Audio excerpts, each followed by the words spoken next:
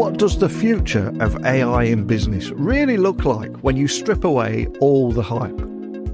Well, in today's episode, I'm joined by Leon Butler, the newly appointed CEO of IBM UK and Ireland.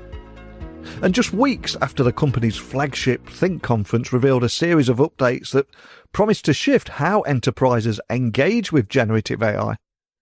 Leon's journey is something I want to focus on too, from leading IBM's global data and AI division to now steering the UK and Ireland market. I think it gives him a unique vantage point on where the technology has been, where it is heading, and what it will take to realise its potential at scale. So yes, inevitably, we're going to discuss the rise of AI agents and what their rapid deployment across business applications could mean for productivity and job roles.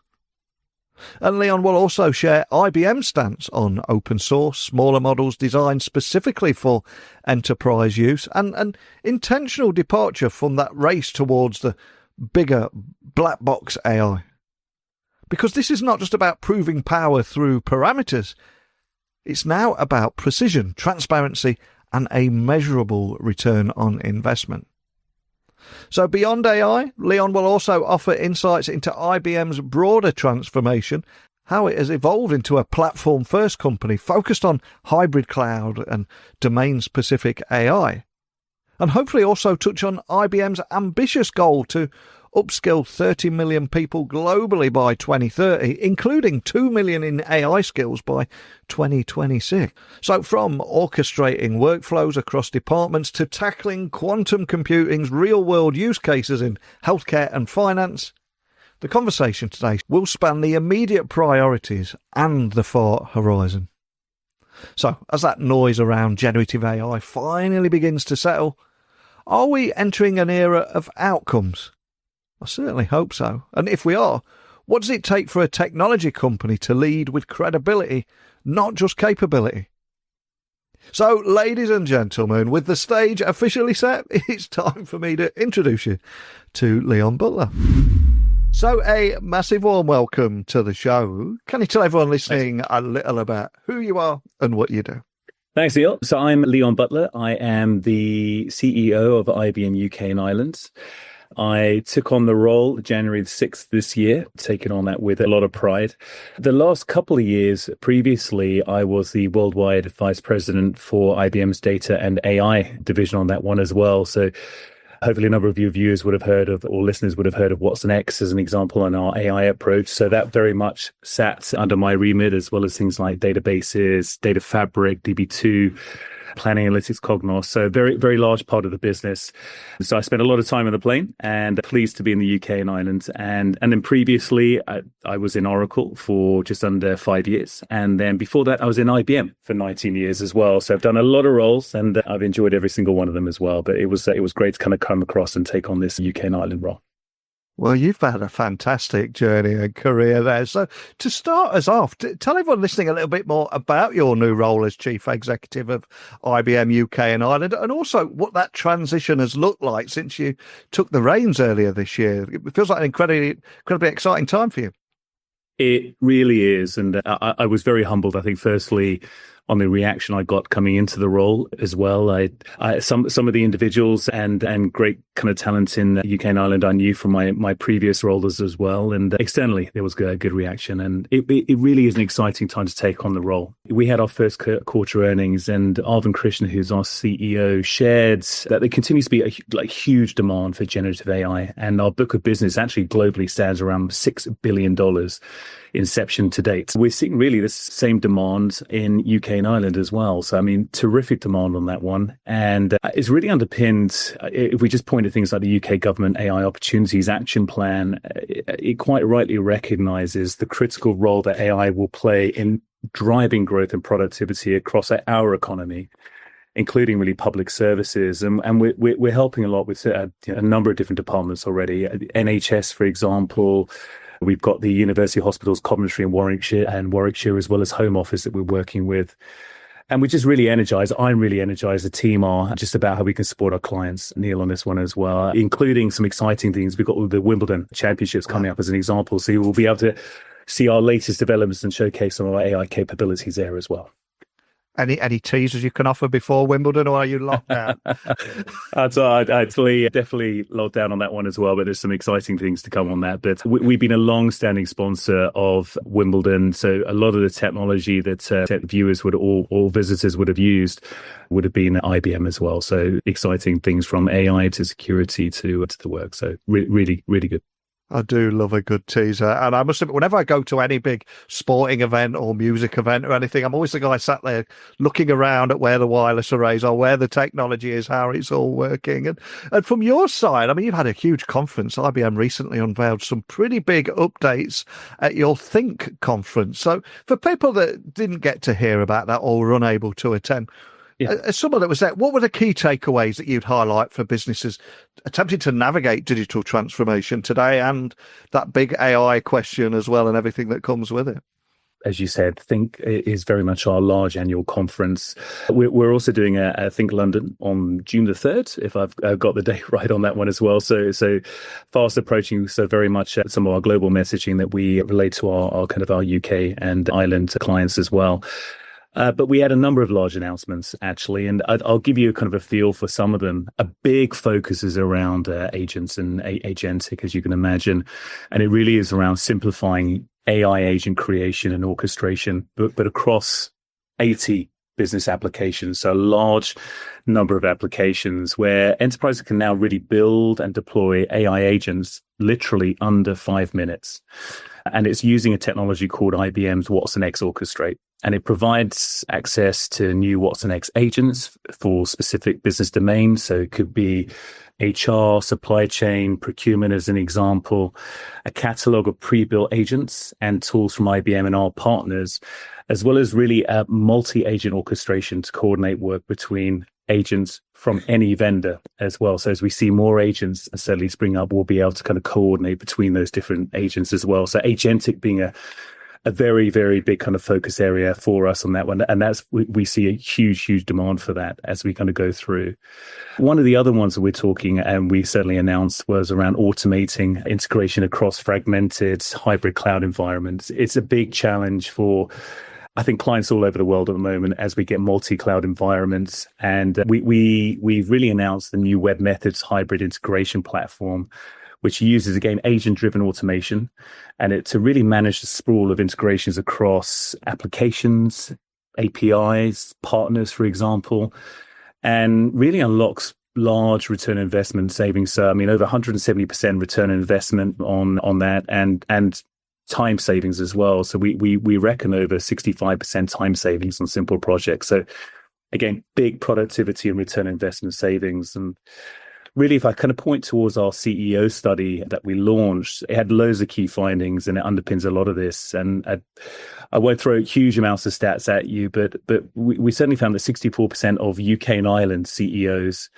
say that the potential productivity gains from automation are really, really great. And at the moment, they're having to accept significant risk to be able to stay competitive as well. So this will very much help them as we move forwards. So big announcements, a lot around our hybrid cloud applications as well, and a lot of productivity gains that can be made on that. And as we record the episode today, we are entering the third year since generative AI arrived on the scene. Of course, IBM has a history with AI that goes back much longer than that. And you've led IBM's global data and AI sales in a previous life there. So you've got a front row seat to enterprise AI adoption. We're starting to see that mature now. But where are organizations seeing that strongest return on investment right now? And the reason I ask that question, I think the last few years, everyone kind of got carried away with the hype of AI and we're going after tech for tech's sake. And then this year seems to be all about, hey, what problem are we solving? What is the ROI? What are you seeing here? Thank you. And what a journey. I mean, the last couple of years has been something else as well. And I think a lot of the industry went on a lot of pilots, for example, on that one as well. IBM, and certainly what we found was focusing, an important thing for a start is focusing on a use case and outcome and working backwards to be clear on that one as well, rather than just playing for technology's sake, actually having a use case and an outcome and then actually kind of getting to the solution to that point. Really, really, really important. We did and it's 2024, so it's current return on investment AI survey across European decision makers, and it included UK. And there are a number of interesting kind of facts really, which hopefully bring this to life. 80% of surveyed IT decision makers in Europe reported that the company had made progress in executing its AI strategy. So we did see progress. It wasn't just a case of pilots. There was definitely progress on there. But there were two main kind of areas around it, and productivity time savings was a major one, so 22% there, and also faster software development, so around 26%. And they were both identified as really the two highest metrics for return on investment, as opposed to traditional financial savings. So we're very much focused on that, and it is really around unlocking that productivity savings and gains for our clients. And organizations do remain committed to increasing AI investment as well. And that is very much the good news. Literally 3/4 of the respondents said that they plan to start more than 10 new AI pilots this year in 2025. So again, huge demand because people do recognize the productivity gains that they will gain from those projects. However, I will tell you that data quality and data integration are the most common obstacles for organizations implementing AI. Data quality and availability, around about 51%, and integration with existing systems, 42%, were really identified as the most common obstacles for European organizations implementing new AI pilot projects. So to be able to get to a point where you can actually get hold of that data, be able to look at it, utilize it, make sure it's clean information, track that metadata is going to be really important as we move forwards. A little bit of an IBM plug, but I say this because we really put our money where our mouths are on this. We have something called Client Zero, and it means that we test our own technologies and ourselves first of all. And to put real hard figures on it, we've actually made $3.5 billion of productivity gains in the last couple of years, and $2 billion is from AI and automation, comprising of business value, time savings, operational savings, and cost avoidance. I'll tell you, even as an IBM employee, I will use something called Ask HR, and it's very much around agentic orchestration aspect of it as well. And for us, agentic isn't just a chatbot; it is orchestration of those processes and connecting to different parts. So any query relating to HR, I put through our HR agent, and it will get the right result for me. In fact, 94% of our HR queries are solved through our Ask HR facility. As an example, I can do ratings across my team. I can bring my team together. That will interface between a back-end system for HR. It will send out an email to my team saying, we would like to do that. It will suggest information. My team can grade and pull that information. It will pull it back. And then I can sit with the team and actually look at that information, all of it automated. And these automated processes are really important. It isn't just about an assistant. It is about making sure there's orchestration the whole way through. No one wants any employee rattling around a back-end HR system trying to transfer an employee or do a pay rise or spending loads of time on that when you can use natural language to ask a question, and that process is automated through orchestration. And I think anyone that's worked in IT or HR will still get flashbacks from those nightmare days of clunky HR software. It was truly awful. So that is a huge win there. And I think it was Gartner last year that said 2025 will be all be about agentic AI.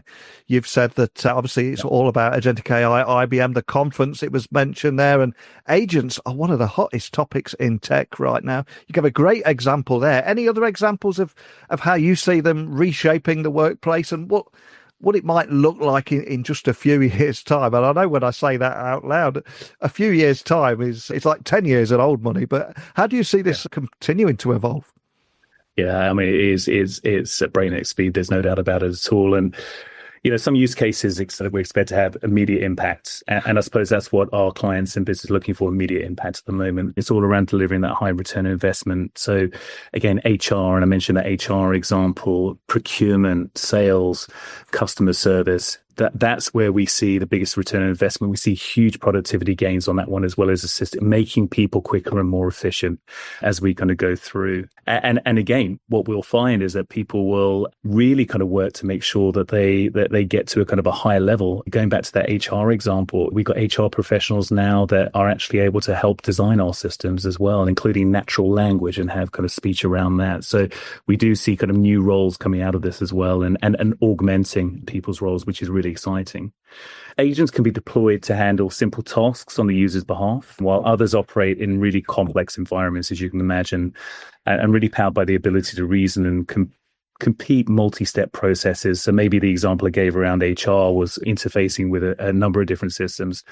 But really, to unlock the full potential, organizations must balance rapid adoption with strong governance. And we really do believe that governance is really important, ensuring increasingly autonomous AI remains accountable and transparent, something that we really are focused on as a company. And IBM's introduced a new orchestrator as well, orchestrator agent to IBM WatsonX Orchestrate that I mentioned earlier. And it uses a fine-tuned foundation model, including our foundation model, IBM Granite, with an agentic architecture to provide advanced reasoning capabilities and autonomous decision-making to quickly address employees' needs. So that, those decisions are made, it will make a decision on it and go from there. And when I'm scrolling down my newsfeed or attending so many different tech conferences around the world, one of the big themes as well is around model size and power. But one of the things that stands out to me is IBM has instead focused on smaller open source models that are built for businesses. So, can you tell me more about why that approach is resonating with your clients too?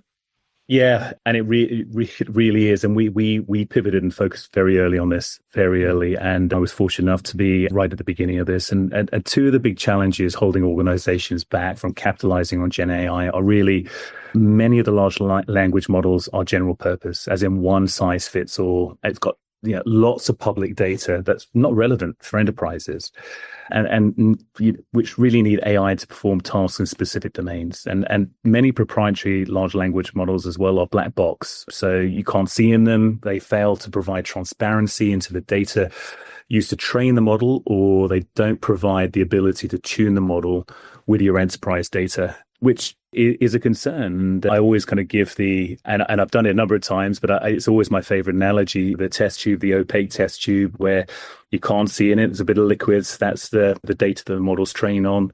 You pour some other liquid in it. That's your own data. You shake it up. No one would drink that. And it's the same with the data as well. Mixing it just isn't really a good idea as well. So enterprises really need the ability to have that kind of transparency as well as we kind of go through, and they need efficient, high performance models while really minimizing costs. So again, we get these small agile models, but they need to be transparent, and we need to know what the data is in the model. And we need to know the flexibility to choose which and how Gen AI is actually going to be addressed for specific use cases as well. So we had a saying quite some early doors, no one model is going to rule them all. And it is very much the case. You don't need a 750 billion parameter model to really kind of go drive something when you can get a small agile model to do the work on it. Again, cost effective, agile, transparent. And IBM's Granite family of AI models really do deliver that small, efficient AI for basically real business use cases.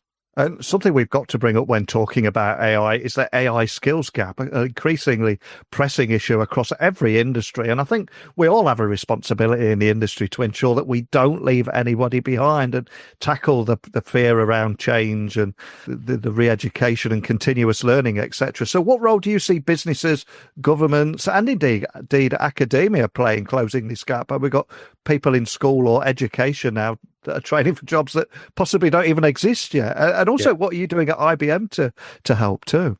I think it's the forefront of a lot of people's minds at the moment. I mean, there's been a new report by, it's actually European House and Ambrosetti, and it really found that 60% of UK workers are not sufficiently skilled for their roles, and many really lack the necessary technical skills to adapt to new AI-driven roles. So we know there's a challenge there. I mean, that has become really clear, and I can tell you, IBM, we are committed to providing 30 million people globally by 2030 with tech skills, and providing 2 million with AI by 2026.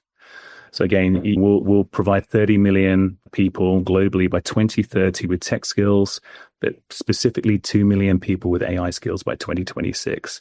Free, digitally accessible education programs, and we have something called IBM Skills Build as an example, will play a key role in bridging the skills gap across UK and Ireland and wider. And I'm very passionate about this and ensuring everyone has the chance to upskill wherever you are, whatever your background. And looking further into the future, I suspect you can't reveal too much here, but we'll have a quick fire round here. Quantum computing feels like science fiction, but IBM has been quietly making strides from what I've been reading. Where do you see it beginning to create real world impact, and how soon? I know that's almost a podcast episode on its own, but anything you can share around your thoughts around quantum computing?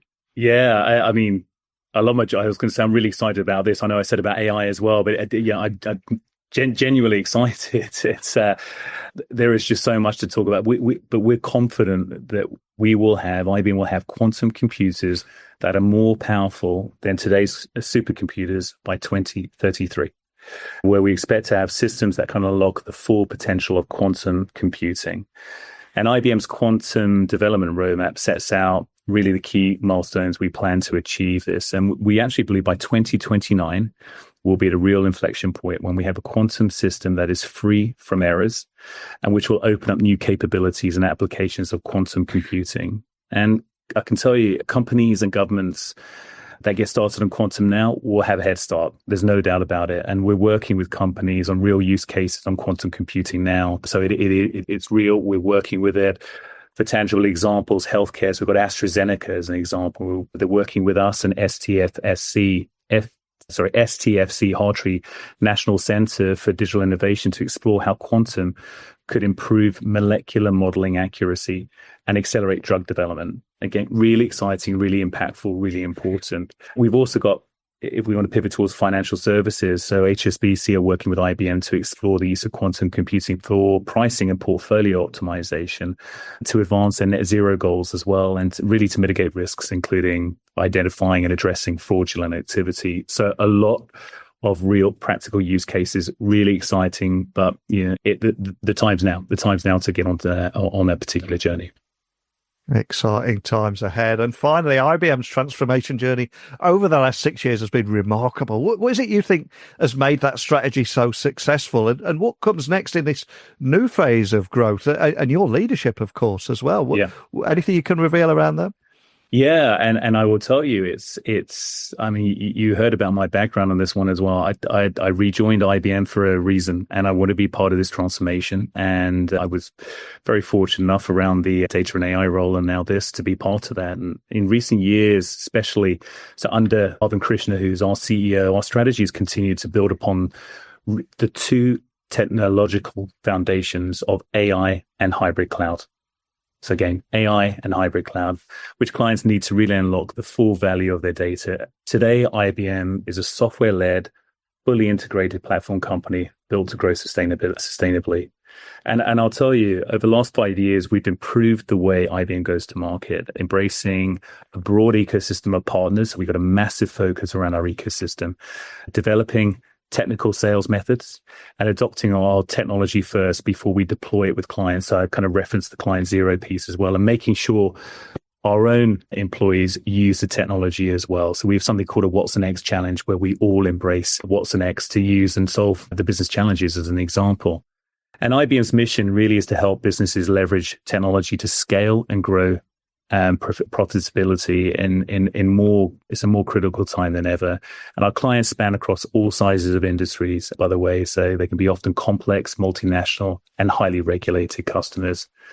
And really, looking ahead, our strategy remains the same, and we'll continue to drive returns and deliver on our commitment to be the catalyst that makes the world work better. But the strategy is AI and hybrid cloud.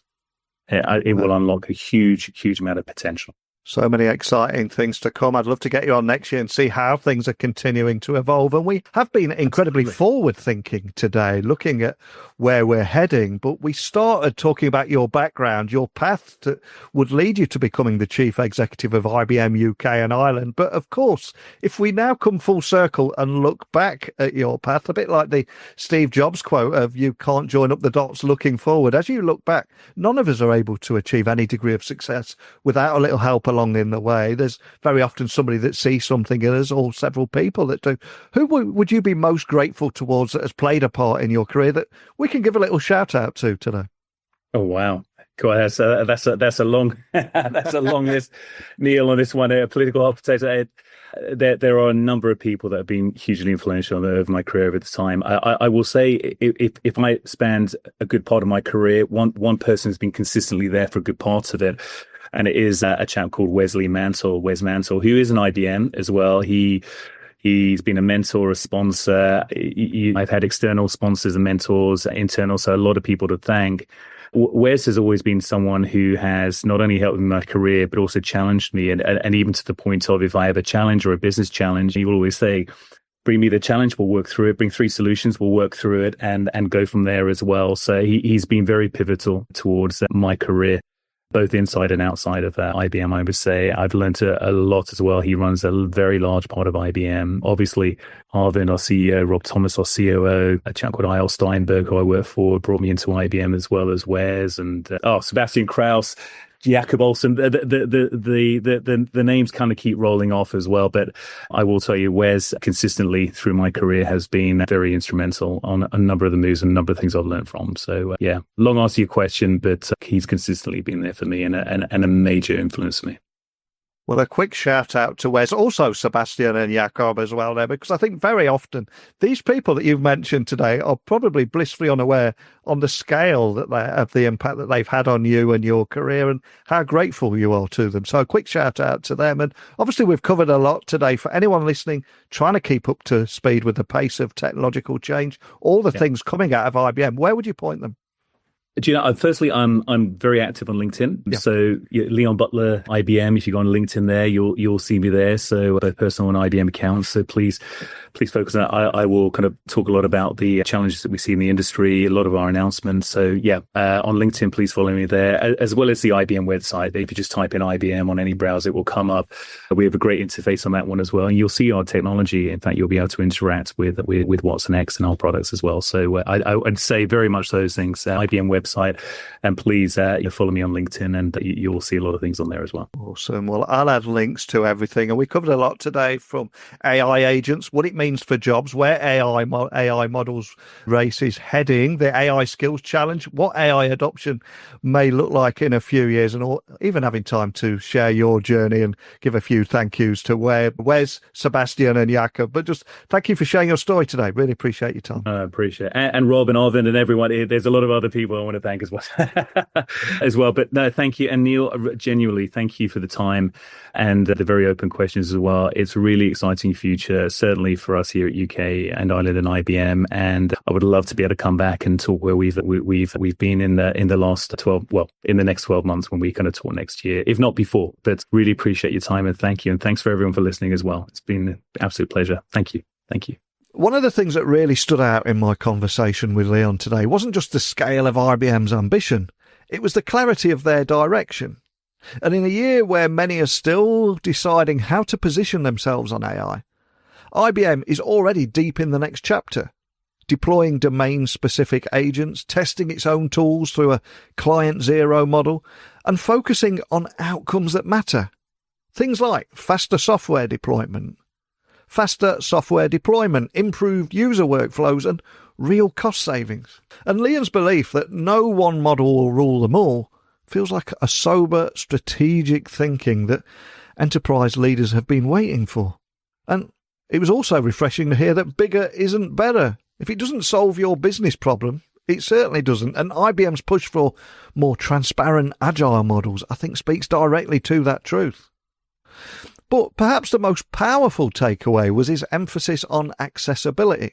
Whether it's upskilling 2 million people in AI or simplifying agent deployment to under 5 minutes, IBM here isn't just talking about transformation, it's enabling it. And that's a message business across every sector, I think, need to hear right now. So over to you. In a world of black box systems and buzzword fatigue, will your organisation choose complexity or clarity? What has worked for you? What mistakes have you made? What advice would you offer? Let me know how you're thinking about enterprise AI adoption. and whether AI agents are already reshaping your workflows, or if you're still figuring out where to begin. I want to get all your voices on here, and we can all learn from each other. And on that note, techblogwriteroutlook.com, LinkedIn, X, Instagram, TikTok, just at Neil C. Hughes. Easiest guy in the world to find. Pop over, say hello. Let me know your insights, your experiences. But the bad news is, I'm afraid we're out of time. I'll be back again very soon. Hit refresh on your podcast feed. I will be there. And don't forget to check out techtalksnetwork.com. I now have 7 different podcasts separated into different niches, so there is something for everyone there, no matter what you're focusing on. But enough from me. Speak with you all again very soon. Bye for now.